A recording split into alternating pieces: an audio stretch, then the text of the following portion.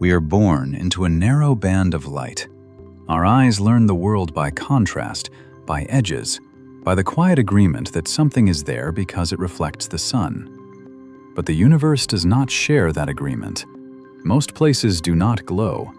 Most things do not announce themselves, and some worlds, whole planets, may spend their lives circling a cold star that never truly ignites, or drifting alone with no star at all, moving through space with no dawn to mark their days. When we ask how many worlds orbit in total darkness, we are really asking what reality looks like when sight is no longer our guide.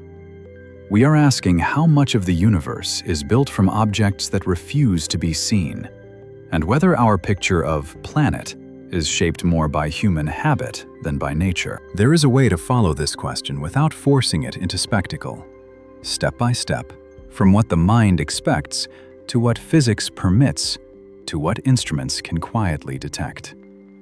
And it begins close to home, with the simple assumption that every world must have a sun. The first habit the universe teaches us is to look toward whatever shines.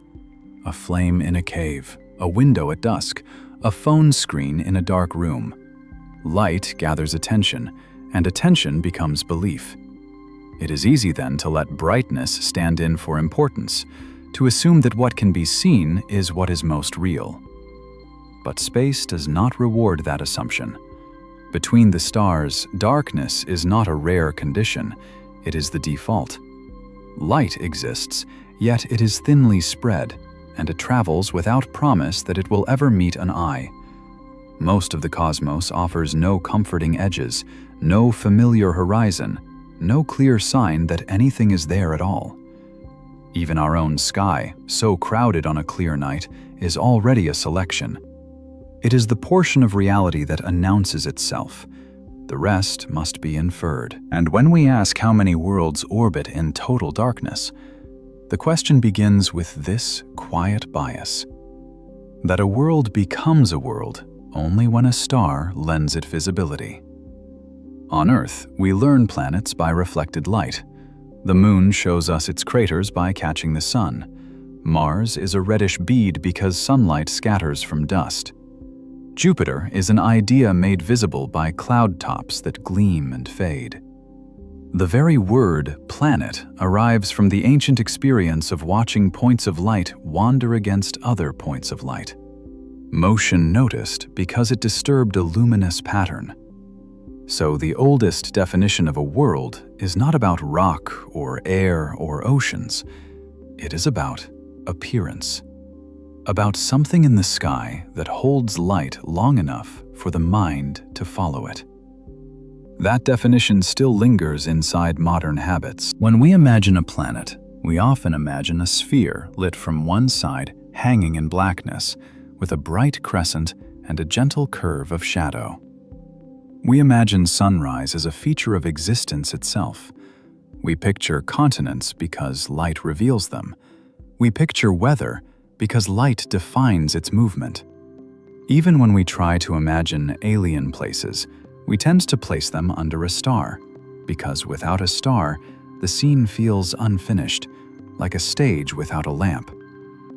Yet the universe does not build worlds for the sake of our pictures. To step toward an honest count, we need a calmer definition, one that does not depend on spectacle.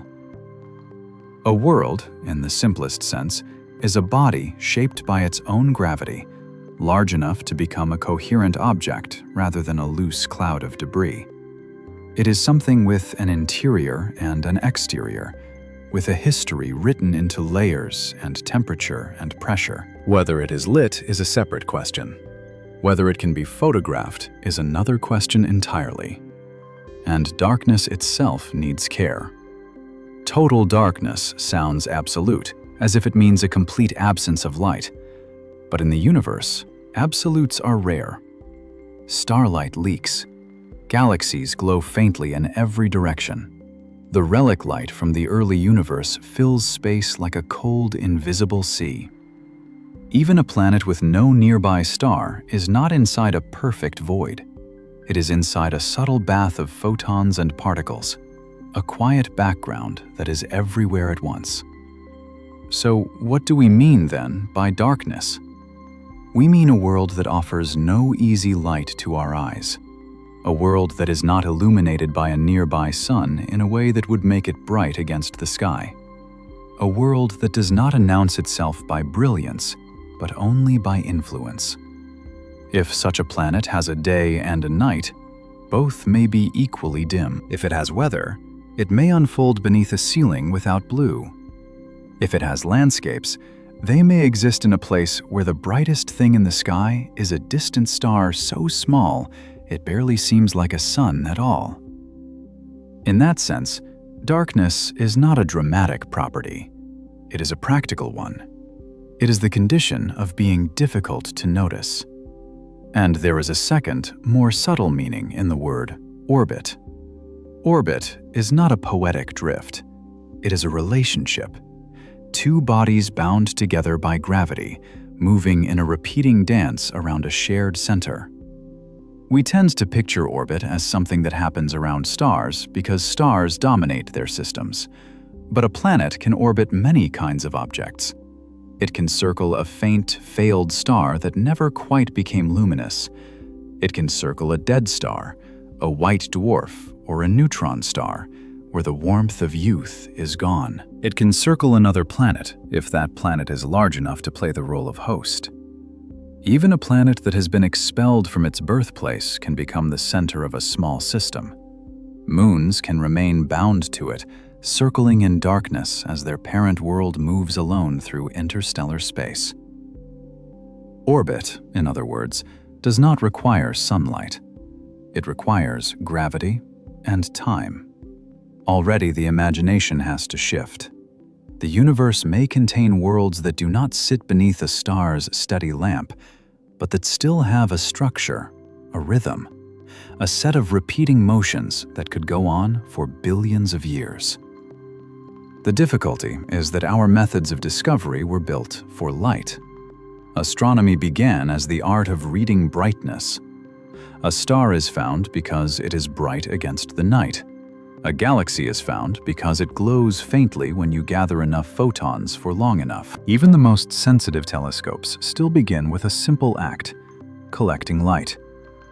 When we search for planets around other stars, we usually do not see the planets directly. We see what they do to starlight. A planet passes in front of its star, and the star dims by a tiny fraction. A planet tugs a star, and the star's light shifts slightly toward red and blue as it moves. A planet reflects a small amount of its star's light, producing a faint periodic change, like a whisper beneath a loud voice. These are elegant methods, and they have transformed our understanding, but they all share an assumption. There is a star bright enough to serve as a backdrop.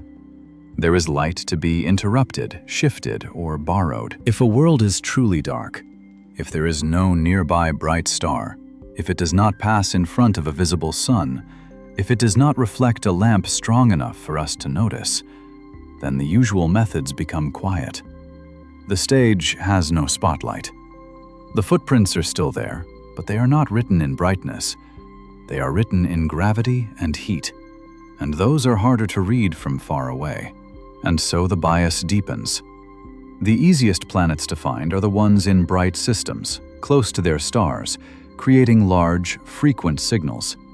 We become familiar with worlds that are not necessarily the most common, but the most cooperative with our instruments. Our early catalogs are shaped by the geometry of transits, by the precision of spectrographs, by the patience of long surveys that need an obvious star to watch. When we then ask, how many worlds are there? We are not counting what exists, we are counting what allows itself to be detected. The question in this film is narrower and in some ways more intimate. Not how many worlds in total, but how many in darkness. How many outside the regions of easy illumination? How many under lamps too dim for our eyes?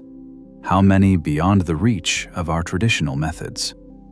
To approach it honestly, we must accept that the universe may be rich in objects that are not designed to be seen. Consider for a moment the simplest possible dark system, A small, dim object, too light to be a true star, yet heavy enough to pull together gas and dust in its youth. Around it, a planet forms, perhaps several. They circle for ages. The central body may glow faintly in infrared when young, slowly cooling as time passes, never brightening into a star. From a distance, it might look like nothing at all. A cold ember in space, with a world in orbit, both wrapped in darkness, not because light is absent everywhere, but because light is absent nearby. Or consider a different kind of darkness.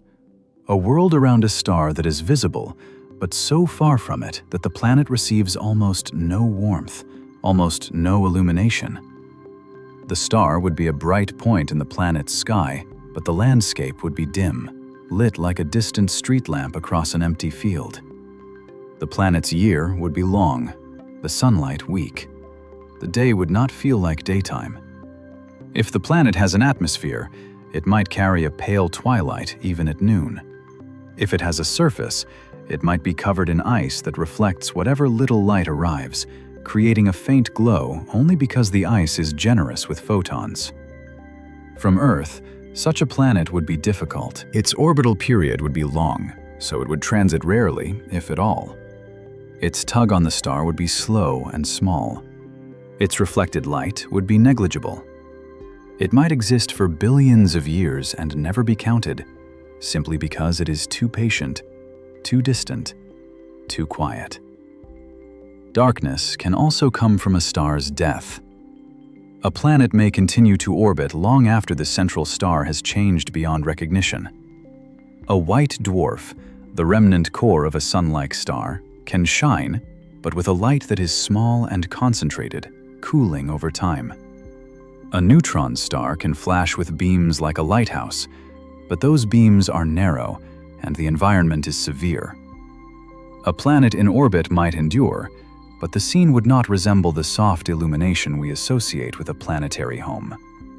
It would be a world in the presence of something that is not quite a sun anymore. And then there is the strangest darkness of all, the wandering planet, not orbiting a star, but moving alone.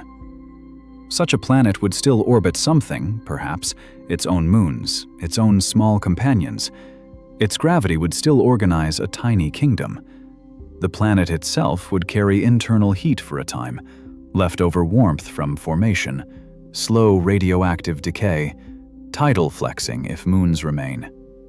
It would not be a dead stone immediately. It would be a world without a sunrise, but not necessarily without energy. Its sky would be a map of distant stars with no dominant one, a cold glitter on every side. Whether we include such a planet depends on how tightly we hold to the word orbit. If orbit must mean orbiting a star, then the wanderer is excluded. But if orbit means the repeating gravitational relationship that defines a system, then even a lonely planet with a moon is a world with an orbiting companion in total darkness. The universe is full of such definitional choices, and the final count depends on them. This is why the first step is not a telescope, it is language. Not to argue about terms, but to choose a frame that does not smuggle in our biases. If we define planets only as objects visible by borrowed light, then the universe will appear sparse. If we define worlds as gravitationally coherent bodies, whether lit or not, then the universe becomes more crowded, more private, more difficult to inventory. And perhaps that is the quiet lesson waiting beneath the question. The cosmos is not only the sum of what shines, it is also the sum of what persists without being noticed. Out there, beyond the glare of stars we can easily watch, there may be countless systems where the dominant experience is not daylight and night, but a long, steady dimness. Worlds that never see a blue sky, never cast crisp shadows, never display themselves in the way our imagination has been trained to expect. To count them, we will eventually need methods that do not rely on visible light alone. We will need to become fluent in subtler traces. But before any of that, We must let go of the idea that brightness is the universe's way of telling us what matters. Because if the universe keeps most of its worlds in darkness, it is not hiding them on purpose. It is simply being itself. Vast, indifferent to our senses, and full of realities that only become visible when we learn how to look without expecting light to lead the way. The moment we accept that light is not a guarantee, the night sky changes character. It becomes less like a display and more like a thin sampling of what exists. The bright stars are no longer the whole story, but the easiest pages to read. And the pages we cannot read, those are where the dark worlds live. Our instruments, for all their sophistication, still begin with a quiet dependence. A telescope is, at heart, a device for collecting photons. Even when it listens to radio waves or measures infrared heat, it is still gathering a kind of light. So, when a world does not reflect much, and does not glow much, and does not sit conveniently against a bright background, it slides toward invisibility. Not because it is rare, but because it does not volunteer evidence. This is why the question is not merely, how many? It is also, how would we know? If you try to picture a planet in total darkness from far away, you quickly run into a practical problem. A planet does not produce light the way a star does. It does not blaze with nuclear fusion. It may have no luminous atmosphere. Its surface may be cold enough to emit only a faint infrared whisper. If it is old, it may have radiated away most of its formation heat. In visible wavelengths, it can become almost perfectly black, like a piece of coal floating in a night that has no streetlights. The universe can hold such objects easily.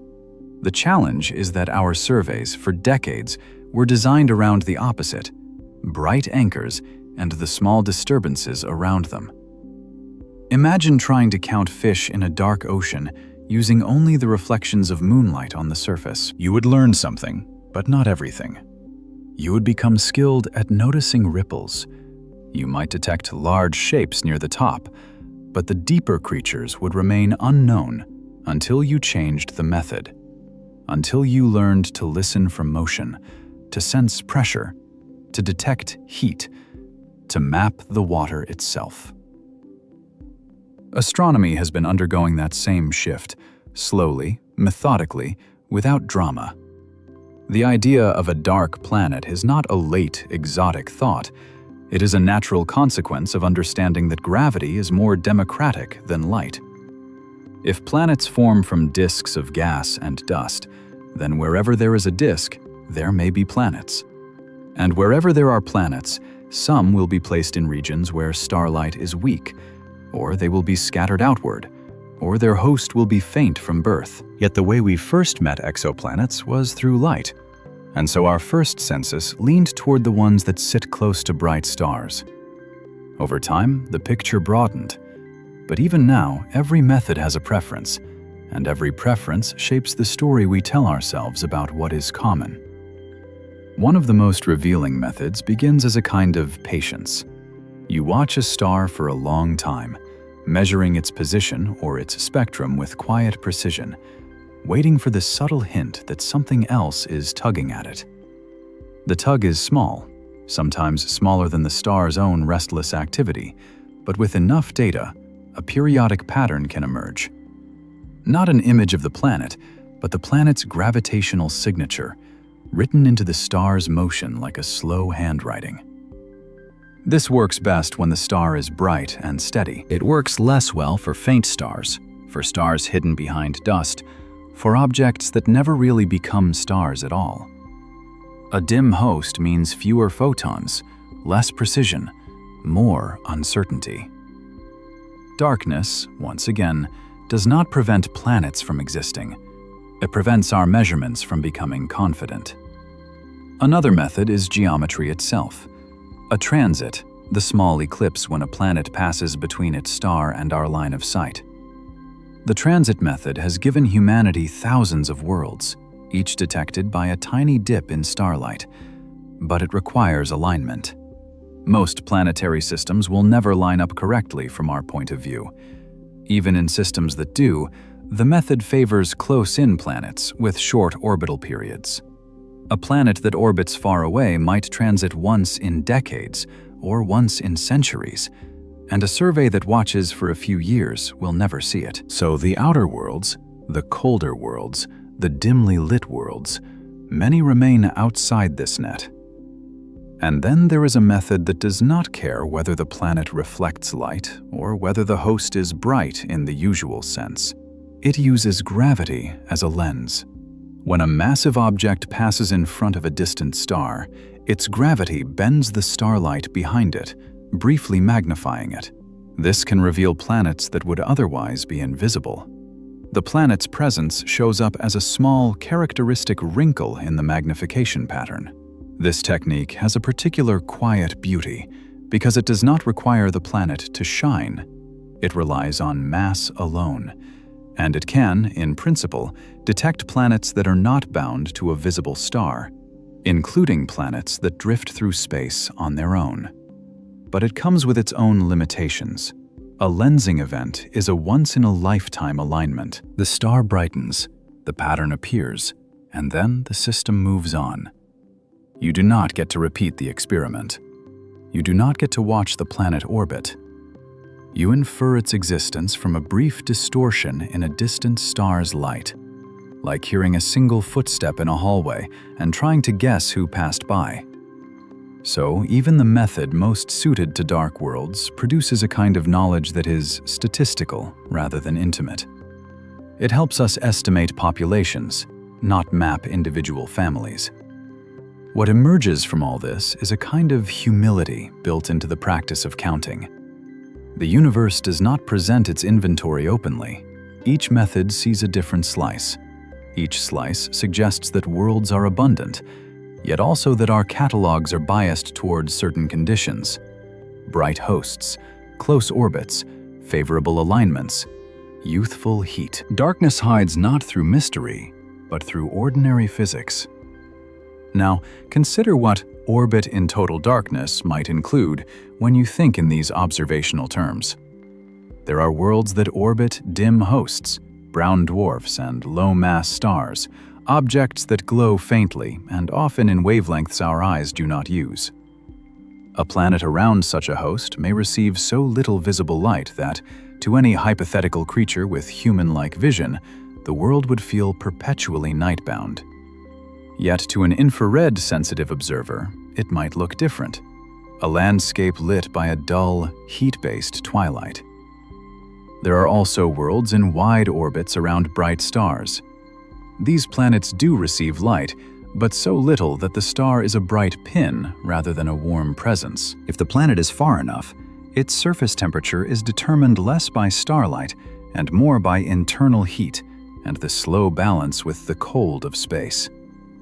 A day might still exist as a rotation, but the difference between the day side and the night side could be minimal in visible brightness. The sky would be dark at noon. Stars would be visible at all hours. Then there are planets around dead stars. Some of these remnants still shine, but their light is not the kind of sunlight we instinctively imagine. It can be harsh in some wavelengths, feeble in others. The planet might be close enough to receive some illumination, yet the scene would be alien. A small, intense point in a black sky, with days defined by a light that does not fill the world. And finally, there are worlds that are not anchored to any star.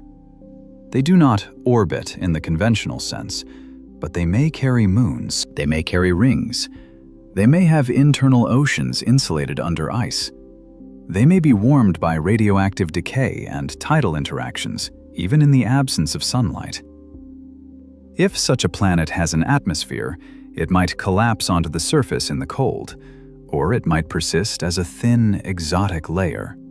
The details would vary, but the larger point holds. A world can remain active, in some ways, without a star above it. If that seems like a stretch, it may be because we have been trained by one example. Earth's story is braided with sunlight. Our biology, our climate, our sense of time, Everything is synchronized to a star. It is natural to treat that as the template, but the universe is not built from templates. It is built from processes that do not care what a mind expects. When planet formation happens, it happens in disks. Disks can form around many kinds of central masses. Some will become bright stars. Some will not. Some systems will be stable. Some will not. And in instability, worlds can be thrown outward or inward or out entirely. Over cosmic time, there may be a vast population of planets that no longer orbit the stars that made them. From our position, the evidence for such populations does not arrive as a neat list of names and pictures. It arrives as a change in our understanding of what is likely. Surveys begin to hint that planets are common. Some methods suggest that there may be as many planets as stars, perhaps more, depending on definitions and the mass range counted. Other studies explore the likelihood of free-floating planets, offering estimates with wide uncertainty. The important thing for our calm journey is not to cling to a single number. The important thing is to recognize that the number is difficult precisely because darkness is difficult. Not philosophically difficult, but empirically. The universe offers more worlds than it offers easy ways to count them. And so, how many worlds orbit in total darkness becomes a question about the edge of our instruments as much as the contents of space. There is a quiet psychological change that happens when you accept this. The visible universe, the one made of bright stars and glowing nebulae, begins to feel like a thin surface layer, like foam on a deep sea. Beneath it is a vast population of objects that move, collide, cool, orbit, and persist without ever becoming bright in the way our eyes prefer. This does not make the cosmos hostile. It makes it indifferent in a particular way. It will not shape itself into a picture that comforts us. It will not shine merely to be known. And yet, it is knowable. Partly, not because we can see everything, but because gravity, heat, and motion leave traces. Darkness does not erase physics.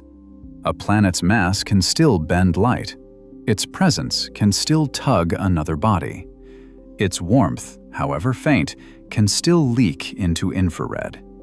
Its history can still be written into the distribution of objects in a star-forming region, into the statistics of surveys, into the patterns that emerge when enough events are collected.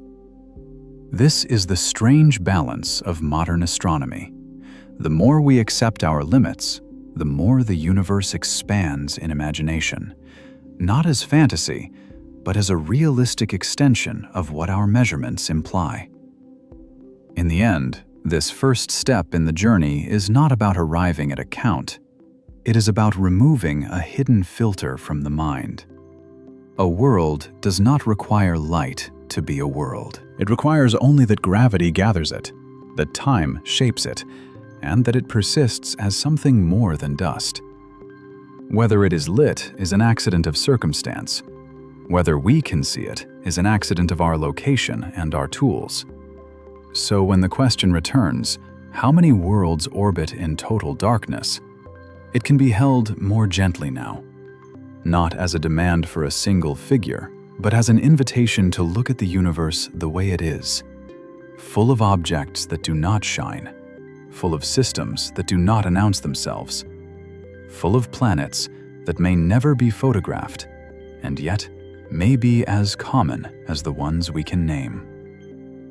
The story from here will have to follow the limits of human perception, because it is within those limits that the dark worlds remain hidden, and within those limits that we learn, slowly, how to find them anyway. Distance is the first thing the mind edits out, not because we are careless, but because we have to be.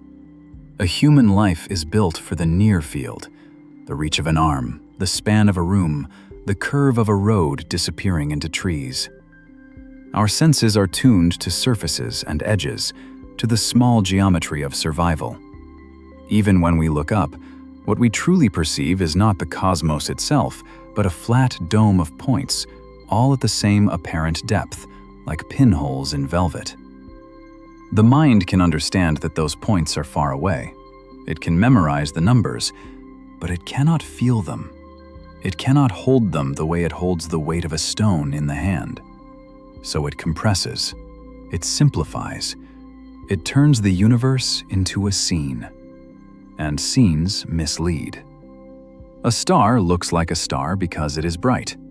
Another star looks just as close because it is equally bright. The brain quietly assumes a shared distance, a shared scale, because that is how vision normally works. On Earth, brightness and nearness are tied together. The farther a lamp is, the dimmer it appears. The closer a face is, the more detail it offers. Perspective is a reliable tutor. But in space, brightness is not a teacher. It is a trick. A nearby dim star can appear fainter than a distant brilliant one. A planet reflecting sunlight can be brighter than a larger planet reflecting less. The same point of light can be a sun or a galaxy, and the eyes will not complain. They will simply accept the point as a point and move on. This is the first part of the scale problem. The mind expects that the universe will behave like a room. It does not. The second part is more subtle, and it lives in our sense of emptiness. When we picture interstellar space, we picture a void, clean, black, absent. The imagination takes blackness as evidence that nothing is there. It is the same habit that makes a dark ocean feel shallow until you learn what lives beneath. But darkness is not absence. It is only a lack of visible light, and visible light is a narrow slice of reality. Space is filled with fields, with particles, with radiation that our eyes cannot register. It is filled with the faint pressure of starlight, with the whisper of magnetic storms, with the slow rain of cosmic rays. It is not empty in the way a mind intuitively means the word. And once you accept that, another idea becomes possible. A world can be present without becoming obvious. A planet in total darkness is not a contradiction. It only contradicts the way we expect existence to announce itself. We expect light to mark location, heat to mark activity, and motion to mark intention. In the dark between stars, none of those signs are guaranteed to be visible. So the mind reaches for analogies, and most of them fail. We compare a dark planet to a cave, because a cave is the closest darkness we know, but caves have walls close enough to touch and air close enough to hear. They have the sense of enclosure. Deep space has no ceiling. It does not even have a direction that feels like up or down. A planet in interstellar space would not feel like being inside something. It would feel like being outside everything. We compare it to a night on Earth, but our nights are still bright. Moonlight, airglow, the scattered haze of cities. Even in the most remote desert, the sky is filled with a soft wash of stars. Night is a temporary condition, and day always returns. The mind uses that rhythm as a kind of reassurance. In total darkness, the rhythm changes. There may still be time, still rotation, still cycles of weather if an atmosphere exists, but the cycles are no longer tied to a rising sun. They become internal. They must be read through temperature shifts, through pressure changes, through the subtle movement of clouds that do not gleam. And that is where our intuition begins to slip. Because we have built so much of our sense of world on the presence of a star, the star is not only a lamp, it is a clock. It defines a day by casting a moving shadow. It defines a year by changing the angle of light. It defines seasons by shifting warmth across latitudes. It defines direction by giving you a consistent place in the sky where light originates. Remove it, and many of our ordinary instincts lose their anchor. Even the word surface becomes strange. On Earth, surfaces are revealed by light, by the way it grazes mountains and pools and valleys. Without light, a surface must be known by touch, or by sound, or by instruments. It becomes a thing inferred, not seen. A landscape could be vast and complex, and yet feel featureless if there is no illumination to draw its contours. The mind resists this. It wants a picture. It wants a horizon line. So it invents one. It imagines a planet as a sphere outlined against blackness, half lit, half shadowed, as if a distant studio lamp still exists. This image is so common that it becomes almost impossible to discard. But it is an image of convenience, not inevitability. In the deep dark, a planet might not outline itself at all. It might be less like a floating marble and more like a region of space where gravity is stronger, where a spacecraft's trajectory subtly curves, where a faint infrared glow barely separates it from the background. In other words, the planet becomes real through its effects, not its appearance. This is how the universe often asks to be understood, by consequences. There is another human limitation that matters here, quieter than the rest. We do not merely see the world, we feel it, through warmth. We have a sense that heat is a sign of life, of movement, of possibility. A warm stone in the sun feels active, a cold metal railing feels dead. The body uses temperature as a kind of meaning.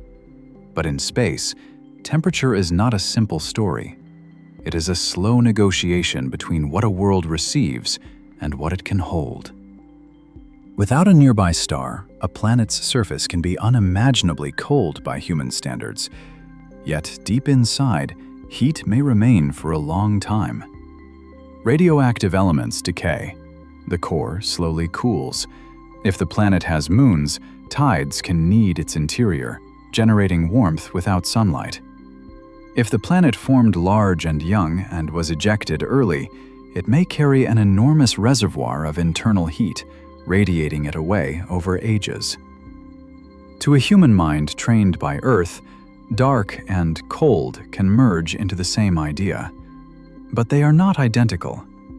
Darkness is about light. Cold is about energy. And a world can be dark while still having energy moving through it. This is important because it changes what we mean by total darkness.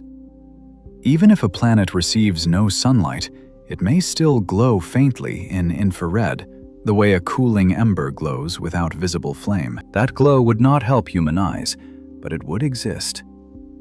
The planet would not be an absolute silhouette. It would be a subtle source of radiation, telling the story of its internal state in wavelengths we do not naturally perceive. The mind's scale problem, then, is not only about distance.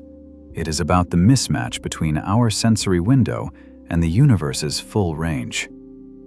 We live inside a thin slice of reality, a narrow band of electromagnetic light, a narrow band of temperatures that keep water liquid, a narrow band of pressures that let lungs work.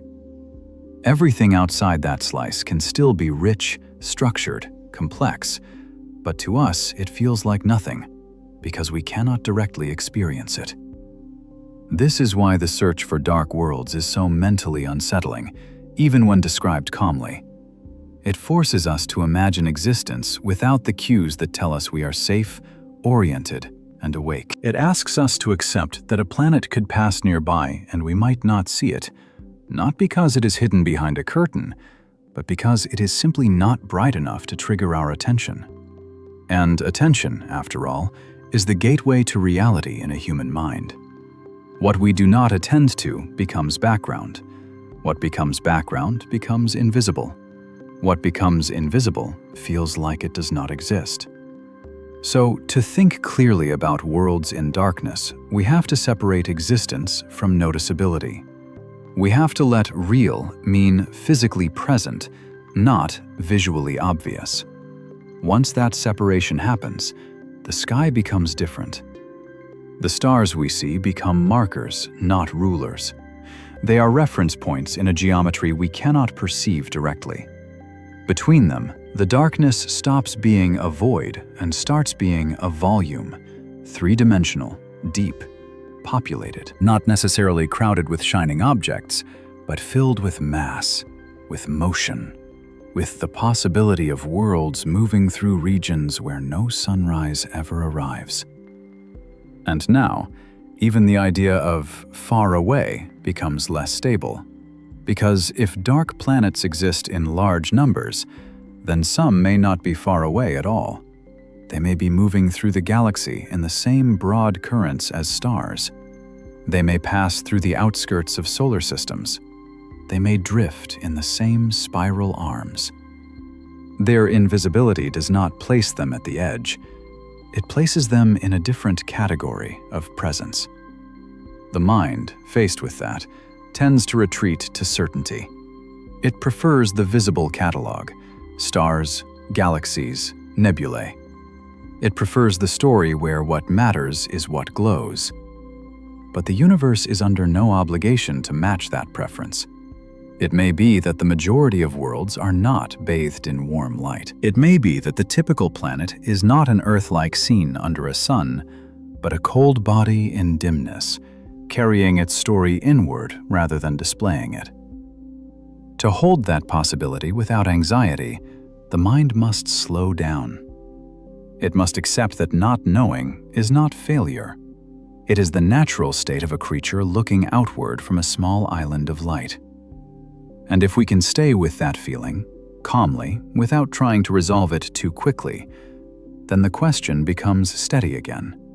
Not a frightening one, but a guiding one. How do you count what does not present itself to vision? The simplest answer the mind offers is to count only what can be seen. It feels clean. It feels safe. It turns the universe into a ledger of bright objects, each with a clear location and a name. But the deeper answer is older than astronomy. It is the answer the mind uses every day without noticing. You infer what you cannot see. You infer the presence of wind from the movement of leaves. You infer the weight of a truck by the tremble it leaves in a bridge. You infer the existence of a room behind a wall by the way sound changes when you knock. Most of what we know is not direct sight, but interpretation. Quiet, practiced, almost automatic. The universe simply pushes that habit to its limit. A dark world, by definition, does not volunteer itself as an image. So the mind must learn to treat effects as realities in their own right, rather than as imperfect substitutes for pictures. This is not a comfortable skill at first. It requires a shift in what feels certain. The mind wants an outline. It wants a point of light it can return to. Instead, it receives patterns, a slight delay, a tiny wobble, a faint warmth, a brief lensing event in a distant star field. To accept these as evidence is to accept that reality can be known indirectly, and that indirect knowledge can still be true. This acceptance changes the emotional texture of the question. How many worlds orbit in total darkness stops sounding like a riddle and begins to sound like a problem of limits.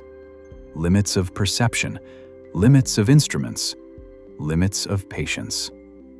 And once limits are recognized, they can be worked with rather than feared. The mind's scale problem shows up again here in how we imagine measurement. We picture measurement as a kind of direct reading, like placing a ruler against an object. But in astronomy, measurement is often a translation. A telescope does not tell you, there is a planet.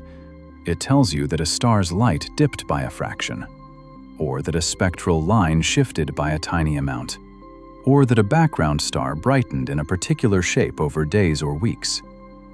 The mind must then translate those small changes into a physical story. Translation requires assumptions. Assumptions are where bias quietly enters. If you assume planets usually orbit close to stars, your search will focus there, and your discoveries will confirm your expectation. If you assume a dim object is a low-mass star rather than a brown dwarf, your estimate of what could orbit it changes. If you assume a brief lensing signal must be caused by a star with a planet, you may undercount free-floating worlds. Every inference is shaped by what seems likely, and what seems likely is shaped by what has already been found. This is not a flaw so much as an unavoidable feature of learning in the dark. The mind uses prior knowledge as a lantern, but the lantern also casts shadows. It lights certain paths and leaves others untested. So the scale problem becomes a kind of circularity. We search where our methods work best, and then we build a picture of the universe from the results of those searches. The universe may indeed resemble that picture in part, but the picture is never free of the selection that produced it. The calm way through this is to keep the question anchored to humility. Not in the sense of defeat, but in the sense of proportion. We are creatures with a narrow window, attempting to understand a vast field. Even the very notion of total darkness carries a human imprint. Darkness is what the eyes experience when photons in the visible range are scarce, but the universe does not privilege the visible range.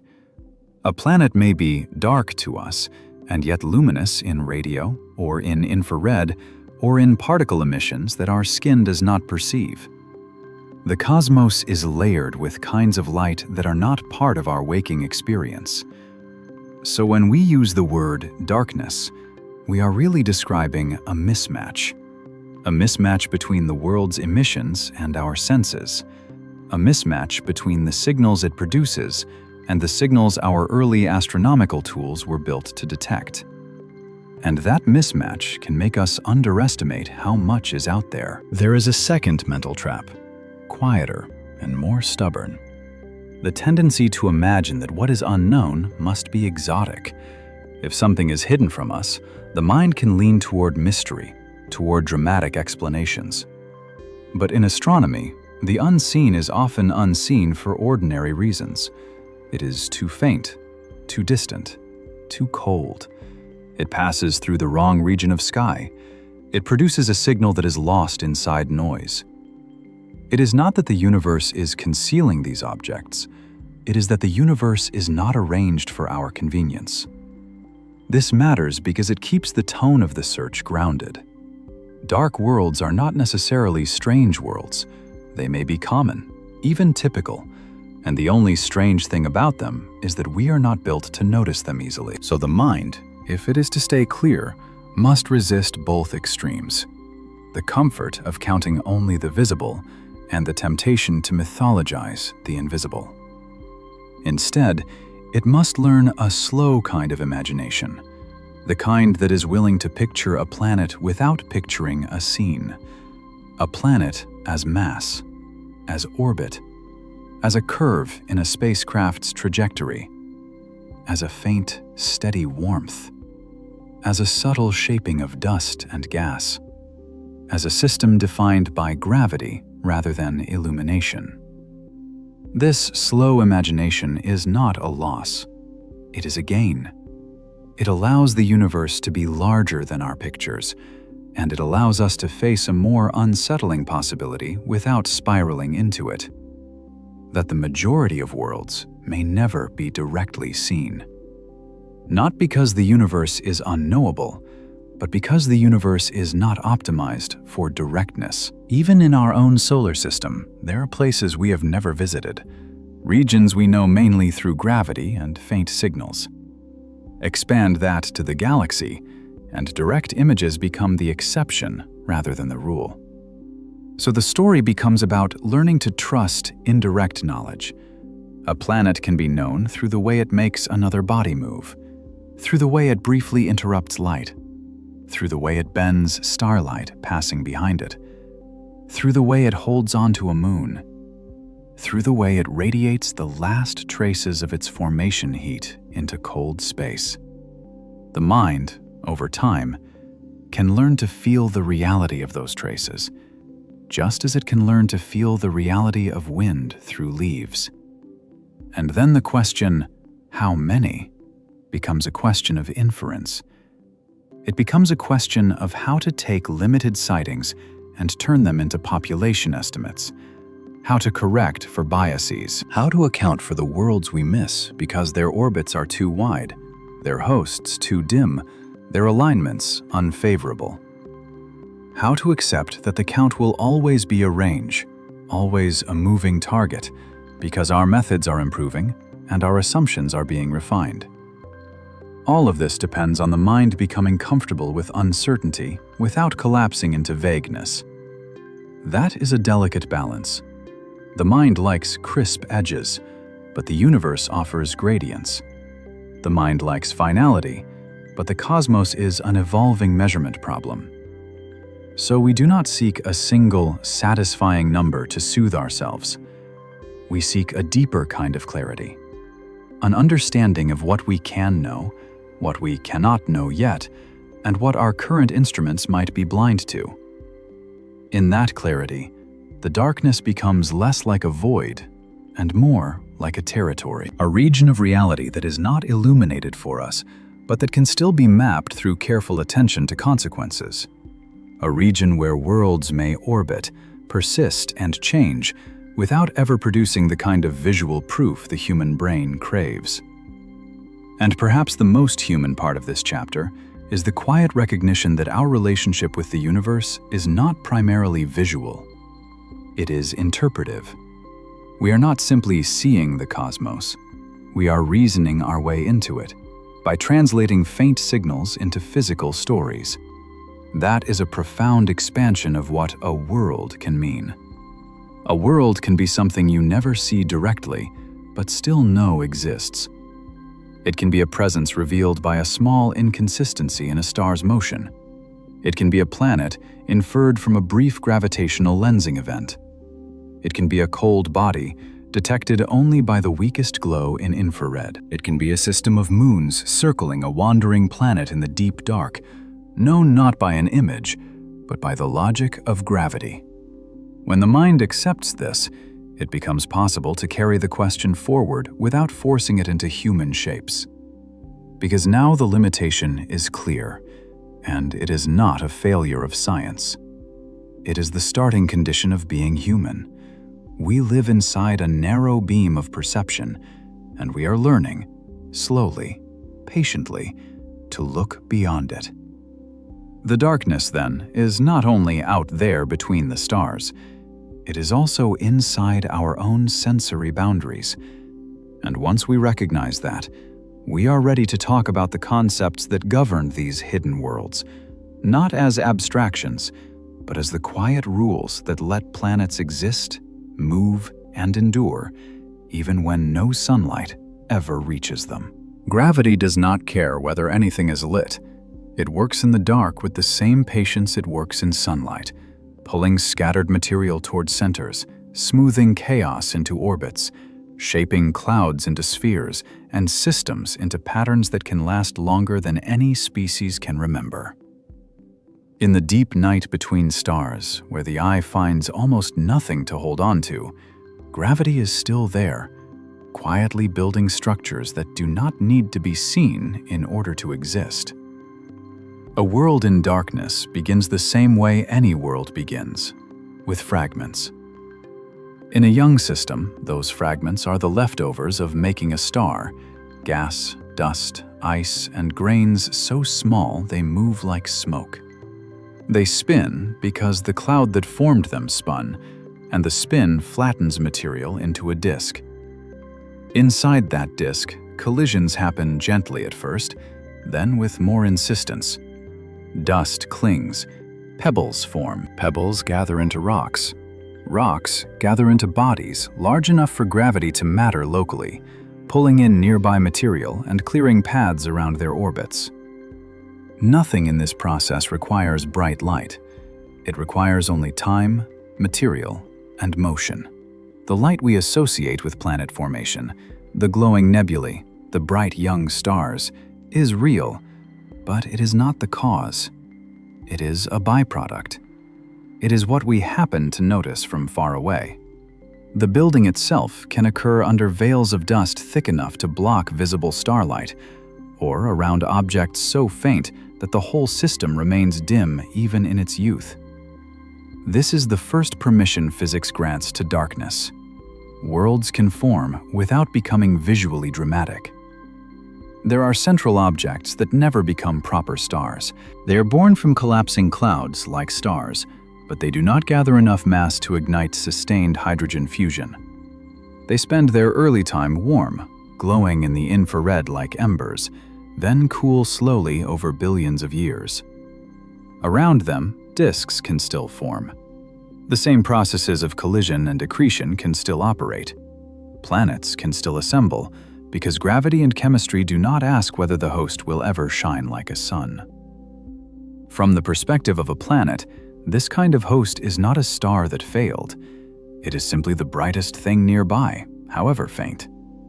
It provides a weak, steady warmth early on, then less and less with time. Days exist because the planet rotates, but the sky never becomes blue with daylight. The landscape never glitters with strong shadows. If life were possible there, it would not evolve under a bright cycle of sunrise and noon. It would evolve under a dim presence that does not dominate the sky. Darkness, in this case, is not emptiness. It is a different kind of illumination, one that the human mind does not naturally imagine because it sits outside the range where our eyes find meaning. But even if a system begins around a bright star, physics offers other pathways into darkness. Planetary systems are not always calm. In their youth, orbits can shift. Massive bodies can migrate inward or outward as they exchange angular momentum with the disk. Planets can interact, passing close enough to trade energy in a way that changes their paths. Sometimes the outcome is stability, a set of orbits that settle into long-term rhythms. Other times, the outcome is exile. A planet can be thrown outward into a wide, cold orbit, far from the star that formed it.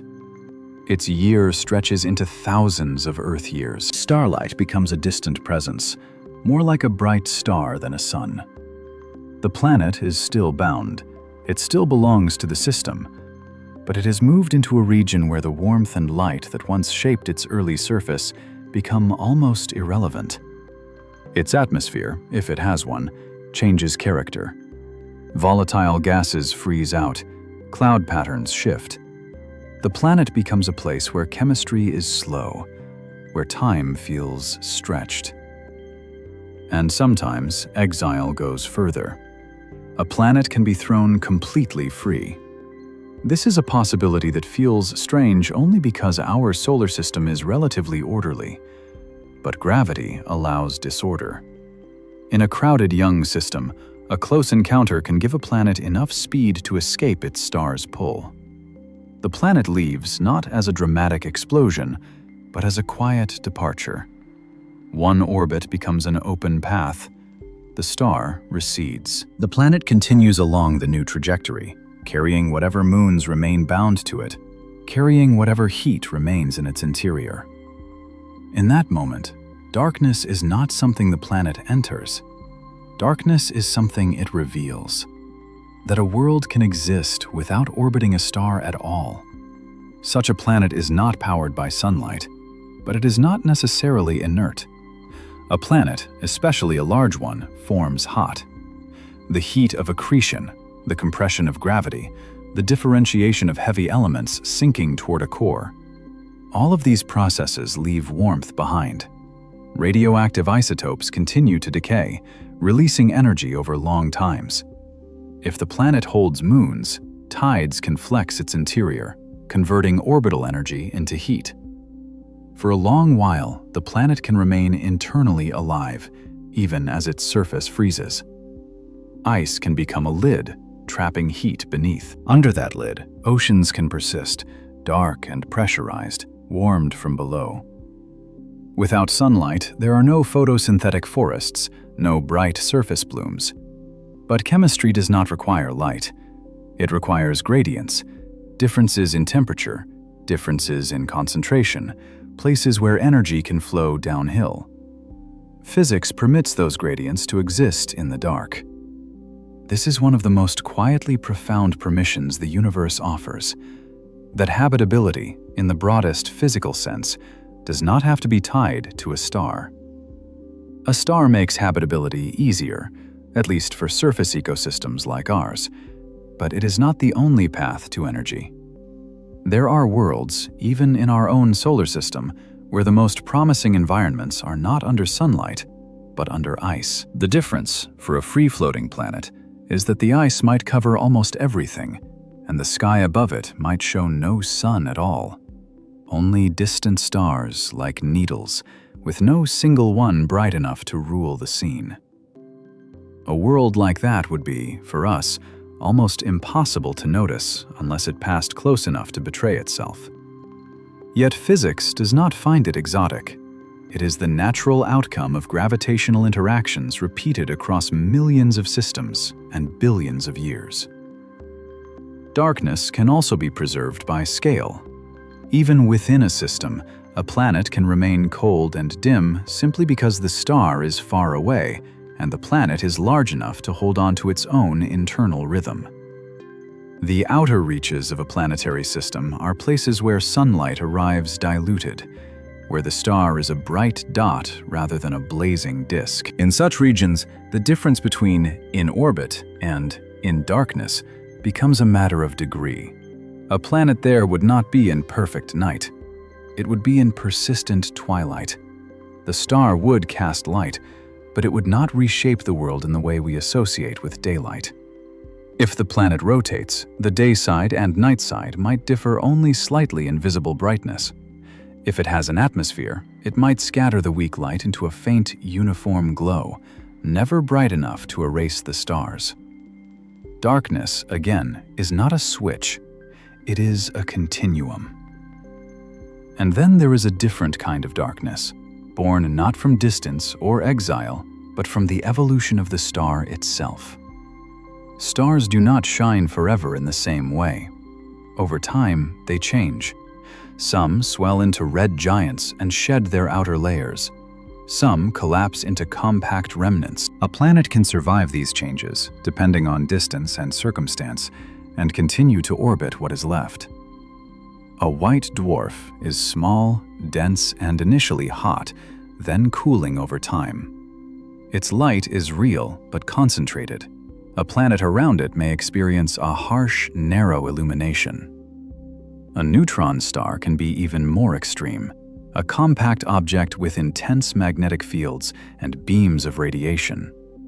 In such a system, darkness does not mean the absence of energy. It means the absence of gentle, sun-like light.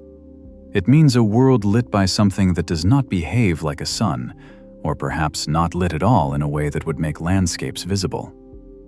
Physics allows planets to persist through these transformations, and in doing so, it offers another route into darkness. A world can remain in orbit while its primary source of light fades or changes beyond familiarity. All of these possibilities, planets around dim hosts, planets cast outward, planets ejected entirely, planets orbiting remnants, share a single underlying truth. Worlds are not defined by being illuminated. They are defined by being bound, by being gathered, by being organized by gravity into enduring forms. And once a world exists, physics gives it ways to remain a world even without sunlight. It can keep warmth deep inside. It can keep motion through tides and rotation.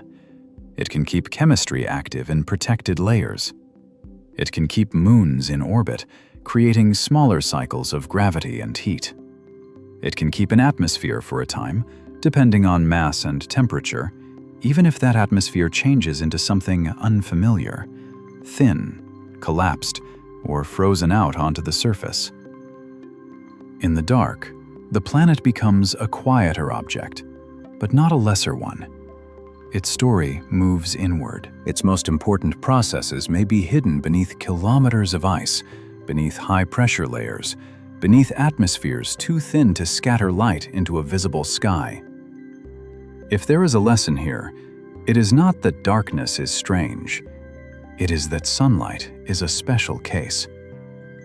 Our own world is shaped by a star that is stable and generous, and by an orbit that sits in a narrow region where water can remain liquid at the surface. That combination produces the kind of planet we instinctively picture.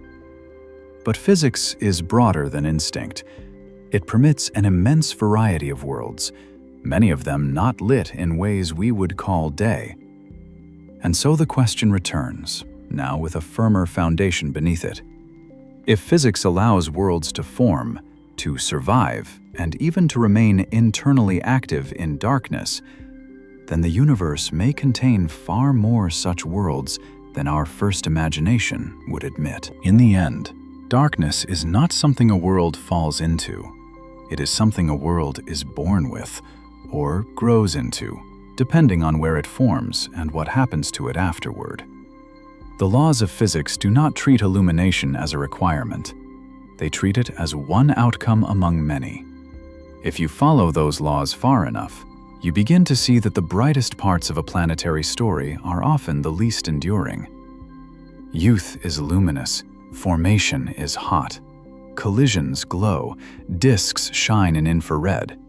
But time cools almost everything. Time spreads energy out. Time quiets a system until most of its action becomes subtle and slow. So, for a great many worlds, darkness is not an exception. It is the long-term condition.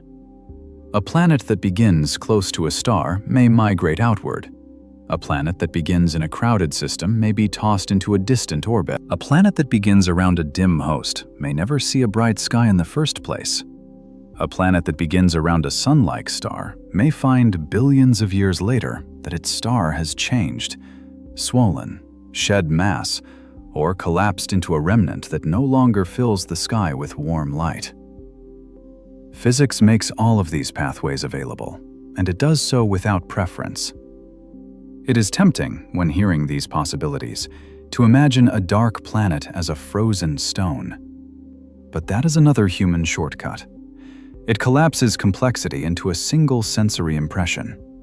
In reality, the internal life of a planet can be stubborn. Inside a rocky world, heat moves slowly. Rock is not a good conductor.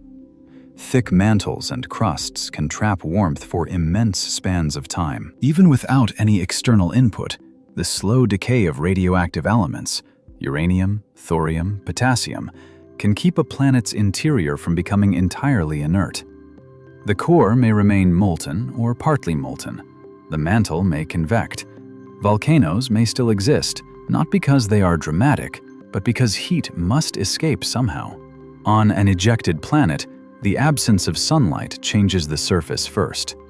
The atmosphere, if it is light and easily frozen, may condense and fall like snow, becoming part of the ground. The oceans may freeze from the top down, forming a lid. But beneath that lid, the ocean can persist, protected from the cold of space by the insulating properties of ice and the steady trickle of geothermal heat. In such a world, the sky is irrelevant to the main action. The most active environment is sealed away, dark and pressurized, where the only weather is the slow circulation of water and chemistry. If there are vents on the seafloor, they can create oases of heat and minerals, regions where energy gradients are sharp enough to drive complex reactions. This is not a promise that life must exist there. It is simply an acknowledgement that physics provides pathways to complexity in darkness. It provides energy sources that are not sunlight. It provides protected spaces where liquid can persist. The surface, meanwhile, becomes a different kind of terrain. Ice is not always brittle and still. Under pressure, it can flow. It can form layers of different crystal structures. It can become a slow-moving geology. The planet may develop glaciers that creep not under sun-driven melting, but under the steady stress of gravity and internal warmth. The landscape may shift on timescales so long that a human mind struggles to register them, yet still shift all the same. If the planet is large enough, it may retain an atmosphere of heavier gases that do not freeze easily. Such an atmosphere might be thin, cold and dark, but it could still exist. Its winds would not be powered by sunlight in the way Earth's winds are. They would be powered by internal heat leaking through cracks, by episodic volcanism, by the residual warmth of the planet itself. Weather, in this sense, becomes a quiet redistribution of rare energy. And if the world is not alone, if it carries moons, the story gains another dimension. Moons are not merely decorations, they are engines of tidal force. When two bodies orbit closely, gravity pulls unevenly across them, stretching them slightly, then releasing them again and again. This constant flexing can heat interiors. It can keep oceans liquid.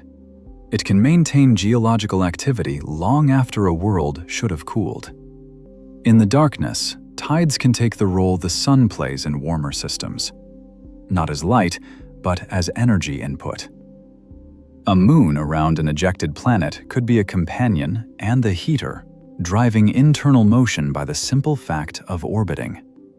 The details depend on the architecture, the mass of the planet, the distance of the moon, the eccentricity of the orbit, the presence of multiple moons interacting. But the broader permission remains. Physics allows systems where the primary energy source is not a star, but a mechanical exchange between orbiting bodies. If that feels unfamiliar, it is because our imagination has been trained to treat stars as the center of everything. And they often are. They dominate mass in their systems. They dominate light. They dominate our attention. But on the scale of physics, stars are one kind of object among others, and planets are not always passive recipients. Planets can be active in the dark. They can be internally alive. They can be structurally complex. They can carry satellites, rings, magnetic fields, and chemical cycles. And, perhaps most importantly for our question, they can exist in enormous numbers without being easily noticed. Now the story of darkness becomes, in part, a story of cooling. A young planet is warm, even if it is far from starlight. Over time, it radiates its heat away. The rate depends on its composition and size. Larger worlds cool more slowly because they have more internal heat relative to surface area, and because thick layers can insulate. Smaller worlds cool faster, their interiors hardening and their activity fading. But even for small worlds, cooling is not instant. It can take immense spans for a planet to reach thermal equilibrium with its environment. In interstellar space, that equilibrium is cold. Not the cold of winter air, but the cold of a universe with no nearby sun. Yet, cold here still does not mean absolute stillness. It means a slow settling, a long dimming. So the number of dark worlds is not only about formation and ejection, it is also about time itself. If a planet spends a short, bright youth near a star, and then a long, dark adulthood far away, how do we classify it? If a planet forms around a dim host that cools over billions of years, at what point does the system become in total darkness? Physics does not draw those lines. We do, for the sake of counting. And this is where the concept of darkness becomes a map of categories rather than a single condition. Darkness can mean no nearby star. It can mean a host too faint to provide meaningful visible light. It can mean an orbit so wide that starlight is a minor influence. It can mean a remnant host whose light is harsh or sparse. It can even mean a system hidden behind dust where visible light cannot easily escape. Each of these kinds of darkness is allowed by physics, and each likely produces a different population of worlds. There is also a gentle irony here. The universe makes it easiest to form planets in places where light is scarce. Star-forming regions are dusty. The disks that build planets are thick with particles that absorb and scatter visible light. The earliest stages of planet formation happen behind curtains. The young worlds begin their lives in dimness, and only later, as the disk clears, do they become visible to distant observers. In a sense, darkness is the native environment of creation. Even within our own history of observing the cosmos, we see this pattern. The most famous images of starbirth are often images of glowing edges and bright cavities carved by radiation. But those images are the illuminated surfaces of a deeper process. Behind the glow, within the dense cores, the actual assembly happens out of direct view. We learn about it through infrared light, through radio emissions, through the behavior of gas clouds shaped by gravity. So physics does not only permit darkness, it uses it. And when you accept that, the question, how many worlds orbit in total darkness, feels less like speculation and more like a natural consequence. If worlds form in hidden disks, if systems can scatter planets outward, if some hosts never ignite brightly, if stars change and fade, then darkness should be common. It should be expected. What we lack is not the physical pathway. What we lack is direct access.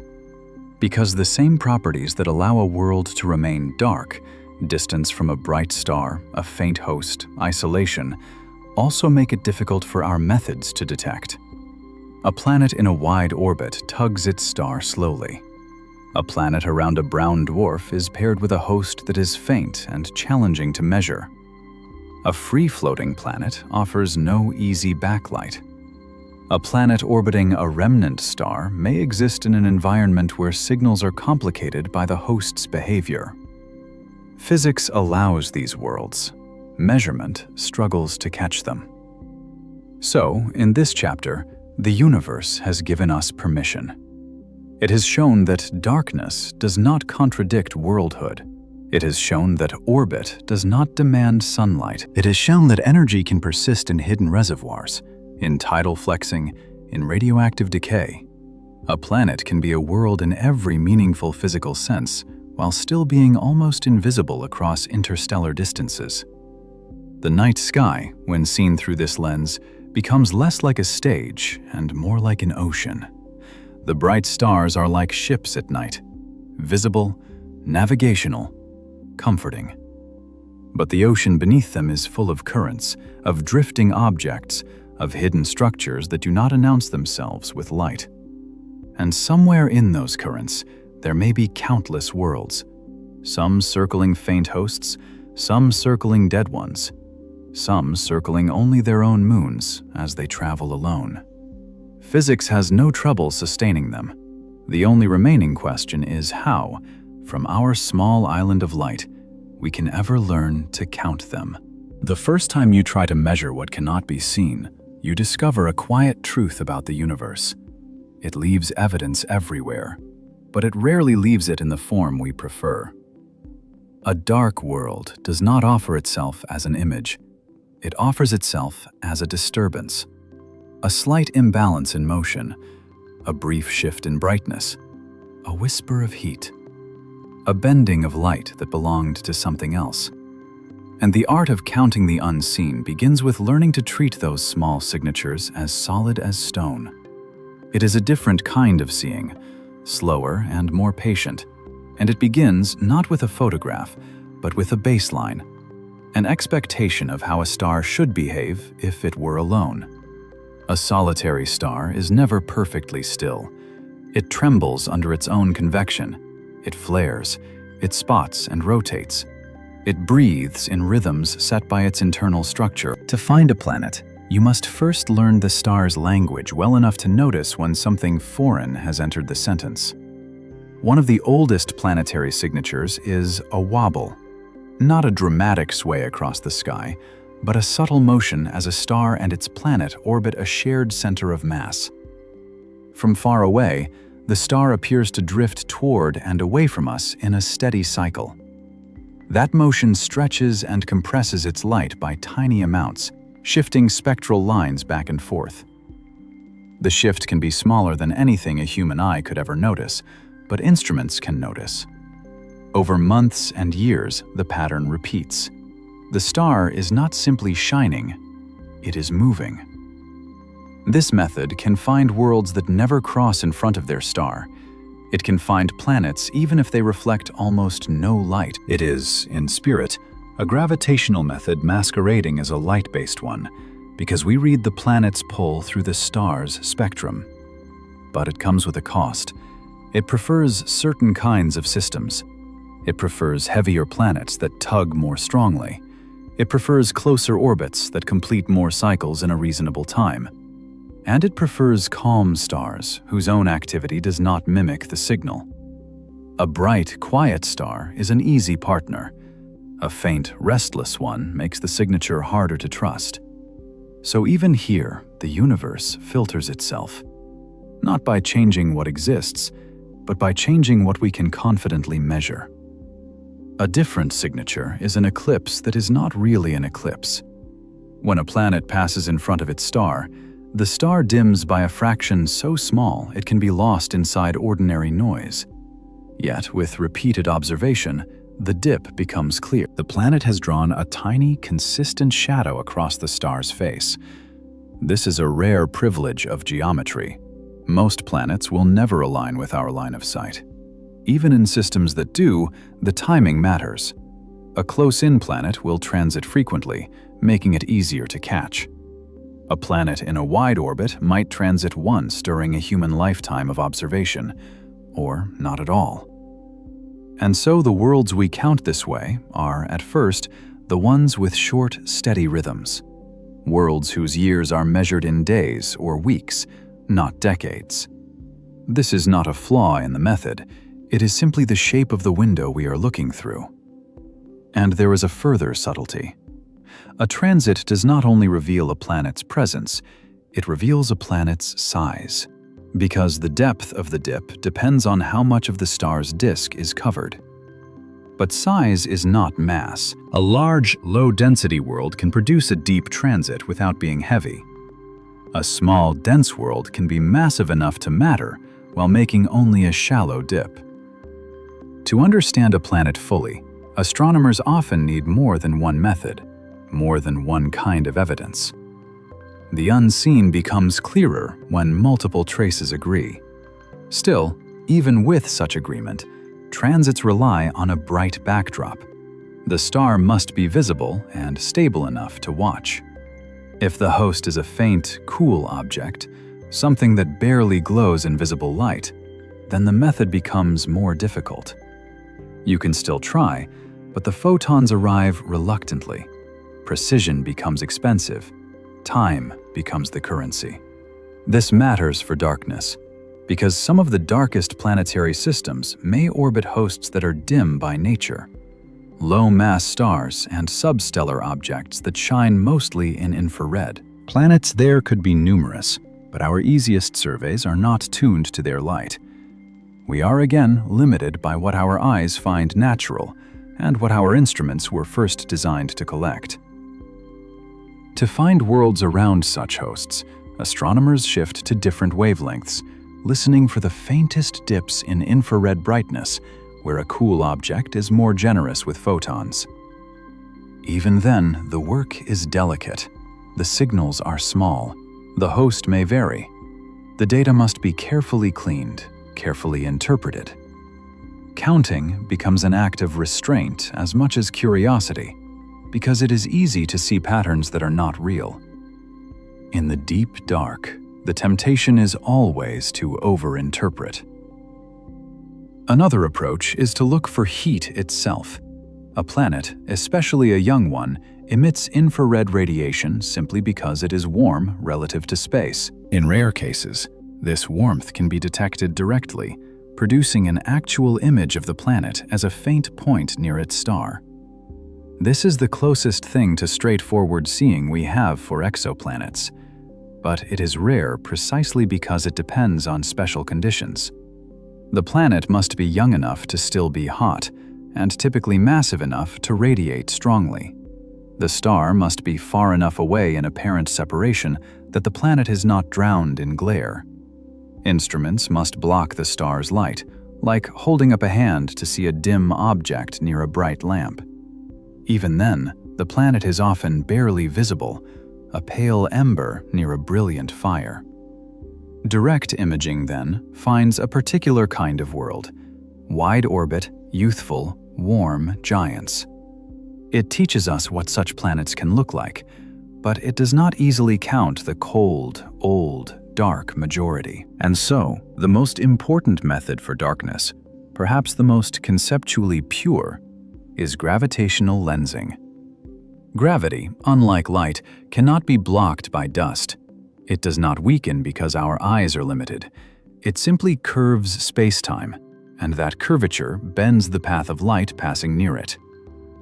When a foreground object passes in front of a background star, the background star brightens in a characteristic way.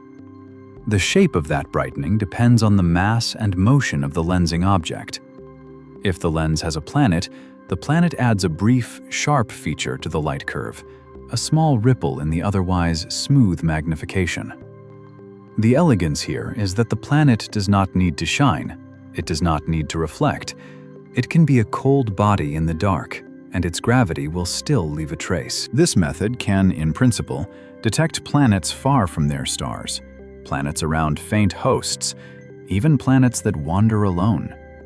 It is one of the few tools that naturally reaches into the population we most suspect is hidden. But it is also fleeting. A lensing event happens once, the alignment passes, the star returns to normal brightness. The planet is gone from view. Not because it disappeared, but because the geometry that revealed it is over. You cannot point a telescope back at that patch of sky and watch the planet orbit. You cannot measure its year. You cannot easily return for confirmation. So lensing gives a different kind of knowledge: population hints, statistical weight, the sense of how common certain masses and separations might be. It does not give the satisfying intimacy of a repeated transit or a repeated wobble. It gives, instead, the quiet confidence of many events gathered over time, a census built not from named worlds, but from distributions. Counting the unseen, then, becomes a kind of weaving. Each method provides threads. Some threads are thick and bright, close-in transiting planets around bright stars. Some are thin and rare, directly imaged worlds that glow with youth. Some are brief flashes, lensing events that hint at hidden populations. The final tapestry is not a picture of individual planets, but a picture of likelihood. And likelihood must be handled gently. Because the moment you try to convert detections into how many, you face the problem of bias in a concrete way. For every planet you detect, there are many you would not have detected even if they existed, because they do not align, or they orbit too slowly, or their host is too faint, or their signal is buried in noise. To count honestly, you must estimate the number you missed. This is one of the quiet triumphs of modern astronomy, learning to correct for its own blindness. Surveys do not merely report what they find, they model what they could have found. They inject artificial signals into data to test sensitivity. They map detection efficiency across planet size and orbit. They build careful statistics that translate "we saw this many" into "we believe this many exist." It is not glamorous work. It is the work of humility. And it matters more for dark worlds than for any other category, because darkness pushes planets toward the edge of detectability. A planet around a brown dwarf may exist in abundance, but if our survey is tuned to visible light, we might not see the host clearly enough to notice the planet. A planet in a wide orbit may tug its star, but so slowly that our observing baseline is too short. A free-floating planet may lens a background star, but only if the alignment happens in our chosen field and our survey cadence is fast enough to catch the feature. So the count is always conditional. Conditional on where we looked, how long we watched, what wavelengths we used, what noise we tolerated, what assumptions we made. And yet, despite all these conditions, the progress is real. The universe does not stay hidden forever. As surveys improve, As infrared instruments grow more sensitive, as long-term monitoring extends across decades, the dark populations begin to take shape.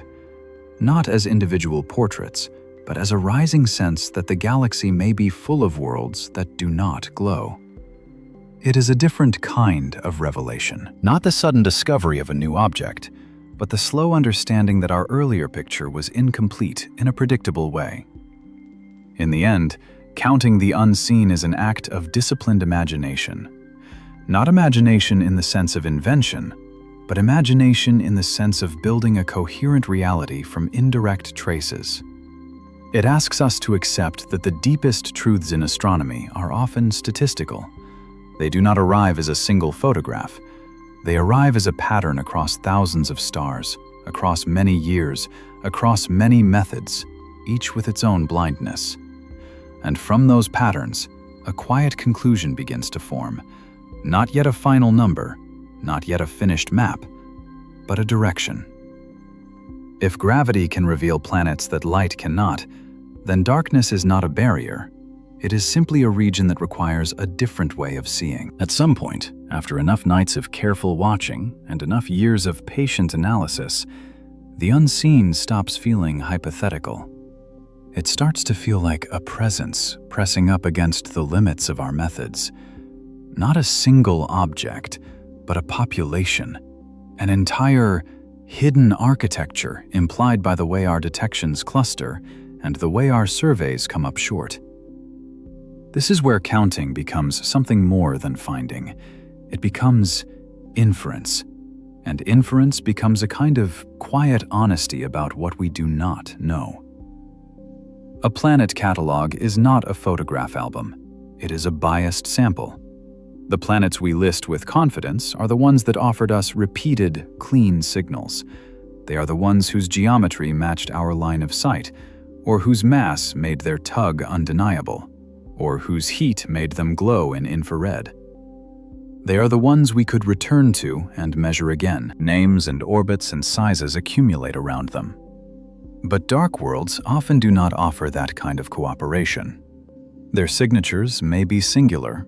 Their hosts may be faint. Their orbits may be wide enough that a complete cycle takes longer than an observing campaign. Their very existence may be inferred from a statistical surplus rather than a tidy detection. So to count them, we have to think differently. We have to accept a census where many individuals remain anonymous, yet the population becomes clear. In practice, this means living with ranges. Astronomers begin with an observing strategy, often a survey that watches many stars. They know in advance that they will miss things, so they build the miss into the design. They measure how often their instruments could have detected a planet of a given size and orbital period around a given kind of star. They model noise. They quantify the ways star spots can mimic planetary signals.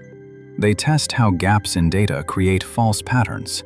They create synthetic planets in their data streams, faint signals inserted on purpose, to see whether their pipelines can recover them. The result is not just a list of found planets. It is a map of sensitivity, a statement of what the survey would have noticed if it were there. And from that, the number of unseen worlds begins to emerge. Suppose a survey watched 100,000 stars and found a particular kind of planet around 1,000 of them. If the survey's sensitivity suggests it would only have detected half of such planets, then the implied population doubles. If it would have detected only 1 in 10, then the implied population grows larger still. Counting becomes the art of turning detection rates into occurrence rates, and occurrence rates into a picture of how common worlds might be in the galaxy. This is where darkness returns as a defining complication. Because the more a world tends toward darkness, wide orbit, faint host, low heat, low reflectivity, the lower the detection efficiency becomes. The corrections become larger. The uncertainties widen. The census becomes a careful balance between what the data implies and what caution demands. The calmest way to understand this is to treat the galaxy as a landscape, where our methods illuminate certain regions brightly and leave others dim. We have, for instance, strong knowledge about close-in planets around Sun-like stars in nearby fields, because transits and radio velocity measurements are most effective there. We have growing knowledge about planets around small red stars, especially those close to Earth, because their smaller size makes the planetary signals more pronounced. But when we move toward planets that orbit far out, or around dim substellar hosts, or that drift alone, the illuminated region narrows. We are not blind, but we are uncertain. We are measuring faintly and infrequently. Our data becomes more like weather patterns than photographs. One of the most revealing consequences is that how many becomes inseparable from where. Dark worlds are not necessarily evenly distributed. Star formation happens in particular environments. Planet ejection rates depend on how crowded a young system is. Free-floating planets may be more common in regions where interactions are frequent, or in dense clusters that churn planets outward. Planets around dim hosts depend on the abundance of those hosts and on the ability of disks to form around them. So the galaxy is not just filled with worlds, it may be filled unevenly, with pockets of greater darkness and pockets of greater illumination. Not in the sense of brightness, but in the sense of which kinds of systems are common. Our surveys, meanwhile, also have geography. We look where the sky is rich with background stars, because gravitational lensing needs that density. We look where nearby stars are accessible for precise measurements. We look where dust does not block our view in the wavelengths we use. Even our attempts to count are shaped by where it is easiest to count. This is not discouraging. It is simply the reality of trying to census an entire galaxy from one location. Gravitational lensing, in particular, reveals something important about how unseen populations enter our knowledge. A single lensing event can hint at a planet, but it rarely provides a detailed portrait. And yet, when you gather many events, patterns appear in the masses and separations implied by those brief signals.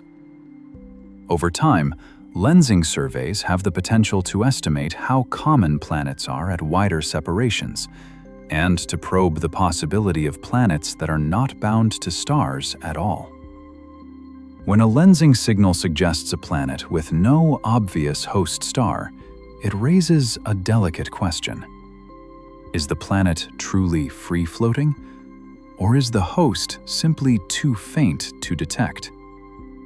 A distant, dim star could hide in the background glare, or a brown dwarf might not be visible in the data. Here, the unseen is layered.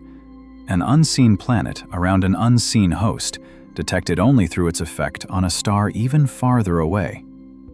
This layering is where astronomy becomes almost philosophical, not because it turns vague, but because it confronts the boundary between not detected and not there. The distinction is everything, and the only way to keep it honest is to build models that include the possibility of faint hosts, then see what the population statistics allow. Even then, ambiguity remains. The count of free-floating planets, for example, depends on assumptions about how often planets are ejected and how often faint hosts are missed. It depends on the distribution of masses and the history of star formation. It depends on how you interpret signals that happen once and never repeat. So what does a calm, scientific answer look like in such a landscape? It looks like an estimate with error bars. It looks like a range rather than a single number. It looks like a statement that some populations are well constrained and others are not. It looks like a willingness to say, with quiet confidence, that the galaxy likely contains more planets than we can easily see, and that a significant fraction of those planets may live in conditions that are dark to human eyes. It also looks like a shift in what the count is for. We do not count only to satisfy curiosity. We count to test theories of formation and evolution. If planets are common around dim hosts, that tells us something about how disks behave at low masses. If wide-orbit planets are frequent, That tells us something about migration and stability. If free-floating planets are abundant, that tells us something about the violence of early planetary systems and the efficiency of ejection. In other words, the unseen population is not merely a hidden collection of objects, it is evidence about the processes that shape the galaxy. And that brings us back to darkness in a deeper way. A world in darkness is not only hard to see, it is a clue about dynamics, about scattering events, about formation environments, about the long-term cooling of substellar objects, about the survival of planets around remnants. Darkness becomes a signature of history. A planet far from its star suggests either a calm formation in place or a migration outward. A planet around a brown dwarf suggests a disk and the chemistry that allows planet building at low energies. A lonely planet suggests a past encounter, a moment when gravity rearranged a system and sent one body away. Each dark world, even if it is never directly imaged, is a record of motion. And when you count such worlds, you are counting the outcomes of countless gravitational negotiations. There is another gentle complication that shapes our census: classification. A planet around a dim host can be difficult to separate from the host itself if the host is not much brighter than the planet. A massive planet and a low-mass brown dwarf can overlap in mass. The boundary between planet and failed star is not a single clean line in nature. It is a human convenience, often defined by formation history, which is rarely directly observable. Did the object form in a disk like a planet, or collapse like a star? The outcome can look similar from a distance. So even the act of counting requires choices about categories, and those choices shift the total. The calm way through this is not to insist on perfect definitions, but to be explicit about what is being counted. Worlds as gravitationally bound bodies, worlds as objects below a certain mass, worlds as companions in orbit, worlds as free-floating masses that behave like planets. Each definition produces a different census, and yet, across these definitions, a consistent picture tends to emerge. The galaxy is not parsimonious with worlds. It is generous. It builds them in many environments and leaves many of them in dim conditions where visible light is scarce. If you stay with that picture, the question becomes less about a final tally and more about the nature of our window into reality. We count the unseen not because we expect to see everything, but because the attempt itself teaches us what the universe is like outside our senses. There is a kind of quiet intimacy in that, not the intimacy of recognizing a planet's clouds in a photograph, but the intimacy of recognizing a planet's existence from the smallest trace. Like knowing a person is present in a house because you hear a soft footstep on a stair. The universe, at this level, is not distant. It is close enough to leave fingerprints, if you know how to look. And so the act of counting becomes a discipline of attention, to measure tiny shifts in starlight and refuse to overstate them, to gather years of data and allow patterns to emerge slowly, to accept that the deepest truths may be statistical, arriving not as a single dramatic discovery, but as a steady accumulation of evidence that changes our sense of what is common. In the dark between stars, countless worlds may orbit without ever brightening our sky. But they still belong to the galaxy's structure. They still move, still cool, still carry histories written in gravity. And the more carefully we count their traces, the more the universe begins to feel full, not of light, but of presence.